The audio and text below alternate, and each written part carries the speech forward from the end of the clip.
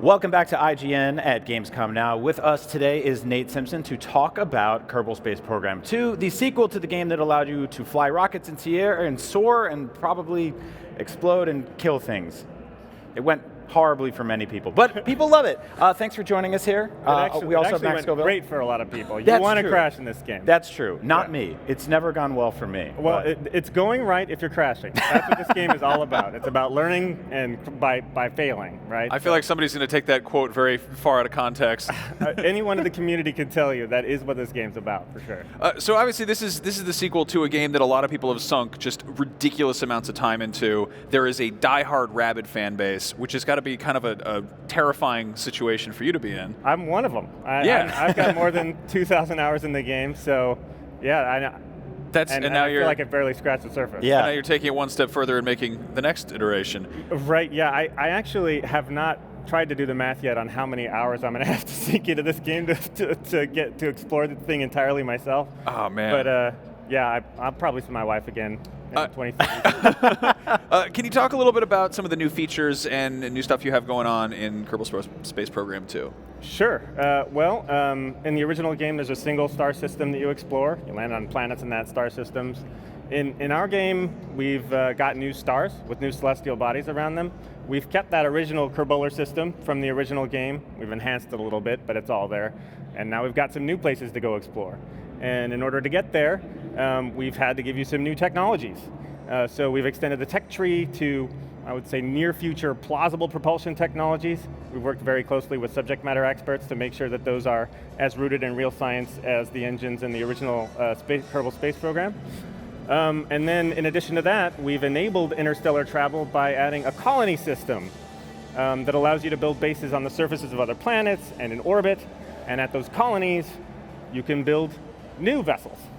So that really unlocks the interstellar progression. This is no longer about just taking off from a single location. This is about spreading a civilization across multiple star systems where the cosmos is your canvas. That's ambitious. Yeah, That's a lot. That's a lot. Nate, if I close my eyes right now, you would be describing one of the most like scientific and sort of realistic games ever made, and you do have a lot of that here. But this is also goofy and fun as hell. Right. So how do you find that balance? Well, it's the Kerbals. It's all about the Kerbals, right? Like, so, I mean, if I think back to my first time playing the original Kerbal Space Program in like 2012, my first launch was this very realistic rocket sitting on the pad, and then there's little portraits in the corner with these little green folks like freaking out because they're about to be fired into space.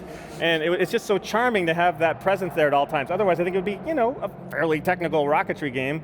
But with them there, it kind of prevents you from getting too serious, and it's really helpful to us in terms of making people understand that it's not only okay to fail, it's necessary to fail in order to learn what you're doing in this game, because it is a very challenging, realistic physics simulation, and the way that you conquer those kinds of obstacles is by learning by doing. Right.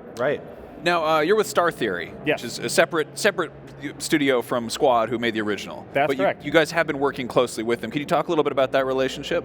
Yeah, so, well, again, fan hat on, developer hat off. Like, I mean, I've been idolizing these guys for a lot of years, so it's very exciting to get to, like, run my ideas by them and see what they say. And we've had some sort of hilarious back and forth about, we really get into the details, like the relative eyes of Jeb's, or relative size of Jeb's eyes, or like, there's a lot of kind of silly stuff like that.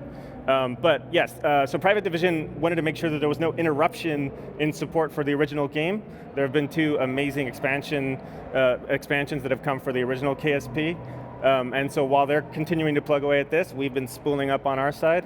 But yeah, we're good friends with them. It's very exciting to be able to work on the same franchise at the same time. That's awesome to think that both of these like experiences will coexist for a while. That's really cool. I mean, a lot of people have a huge investment in the original game, especially around mods, right? Like, there have been a huge number of mods that have been built for the game. That's sort of the beating heart of the community, is the modders.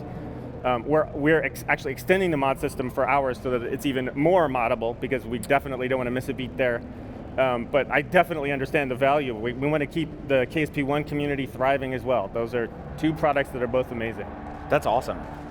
I want to talk a little bit about colony building and sort of how you manage to, I mean, obviously this is a game about primarily launching rockets. That's kind of the big thing. But a colony is a little bit little bit less mobile. You know, there's maybe not as many moving parts, and but you still if you got to do it right. Yeah, exactly. Obviously, that sense of failure and explosions is sort of part of the core experience. How do you sort of integrate colony building while still having that sort of that Kerbal experience? Right. Well, so this game is first and foremost about rockets. So we wanted to make sure that the colony experience was an enabling experience as far as helping you to build newer and crazier stuff.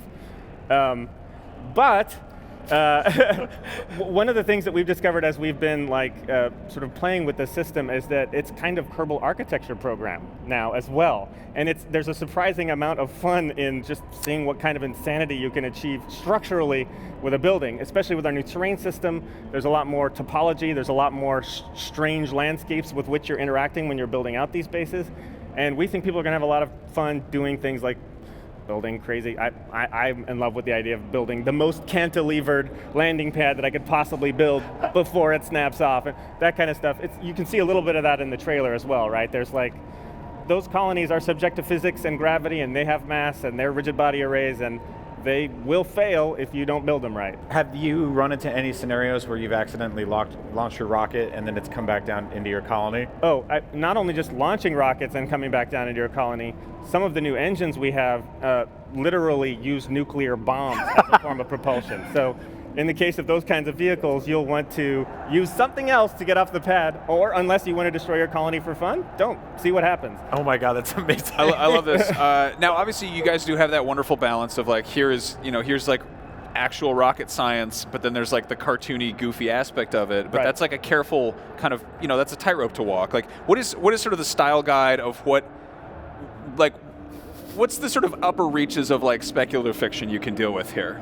Well, I wrote an email, I think it was on the first day of the project, to the rest of the team that was all about what is properly Kerbal technology and what isn't.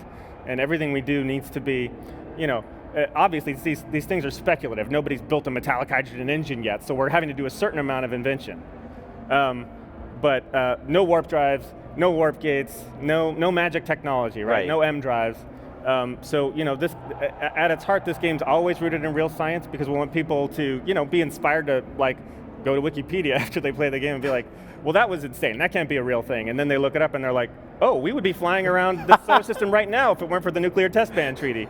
And so that's the kind of thing that we want people to get out of it. I think this series might be the smartest educational software that's also about blowing stuff up. It's just a really rare combination of things there. Never call us educational software, because we want people to want to. It's fun first and foremost, but you're right, it's accidentally educational. I didn't come with a subject matter expert background when I first started playing the game, but just over the course of playing the game, I started learning the fundamentals of orbital mechanics, things like that. And now look at me, I'm talking to you about nuclear bomb rockets. So right. That's the first step on a path to really exploring a whole new area of the universe. I really appreciate that as somebody who's terrible in school, because most people would be like, hey, would you like to learn? And you're like, no, learning's for losers. And then they'd show you something cool, and they'd be like, you learned something. And you'd be like, yeah, that's great, awesome. I'll give you an exclusive. I am horrifically math phobic. Really? Yeah, and so, but so am I. That makes me feel really good. Yeah, I mean, it's not Kerbal math program, right? You're learning by doing. Although people who do have that impulse, it turns out they can go real deep into delta V calculations and things like that, and that's all there too. But there's something for us as well. Explosions is a thing everybody in the world likes the concept of in a film. They don't probably like them in the real world, but your game has lots of them and will continue to. Yeah. How do you create explosions in a video game that are awesome and terrifying and fun? We've had some really exciting meetings. First of all, we've watched way too many rocket explosion videos, an unhealthy amount of rocket failures. And there are lots of them, because rockets are really unreliable. They're right on the bleeding edge of technology. But because we have such a diversity of fuel types, I mean, think about it. We have an engine that, in its fuel tank, is full of tiny atomic bombs. So when that fuel tank is ruptured, you're going to have a big event, and it's going to be a unique event. And that's really what it comes down to. Every part type has its own explosion type that's associated with it, and we want every explosion to be as unique as every vehicle is. So yeah, the vehicle failures everyone's a beautiful snowflake. No two are alike. Now you mentioned briefly sort of showing this to different experts and getting getting actual rocket scientists to chime in on this. Right.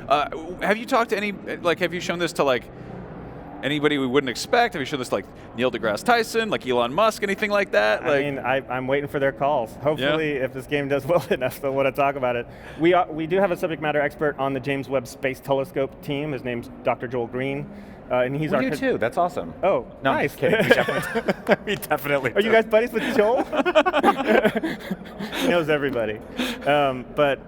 Yeah, so he's been our consultant around celestial bodies and things like that to make sure, again, that they're rooted in real science as well. This is such a cool sentence that you have a consultant on celestial bodies. Yeah, Amazing. I just flew out to Maryland to like hang out with him, and it was one of the coolest things I've ever done in my life. God, that's Yeah. so awesome. Well, that is wild. Yeah. When can people start blowing stuff up in this game? Look at that explosion right there. I can't look away from it. Yep, that's one of them. Yeah, when can people play? Spring 2020 is our release date. So we got a lot of work to do, but yeah, we're very excited. Sweet. And you're shooting for PS4, PC, PS4, and Xbox One? Yeah, PC in spring 2020, and then PS4 and Xbox One will be a little bit later, but yeah. Great. Cool. Awesome. Well, Nate, thank you so much, man. I cannot wait to play this game. Me And either. I'm still stunned at the amount of people you have working on this who are way smarter than I could ever understand. And it's good to hear that you're math phobic, because that makes me feel like I can achieve stuff in the world. Ladies and gentlemen, Kerbal Space Program 2, you'll be able to play it very soon. It's just one of the many games here at Gamescom. IGN at Gamescom Now continues all week long, so don't go anywhere.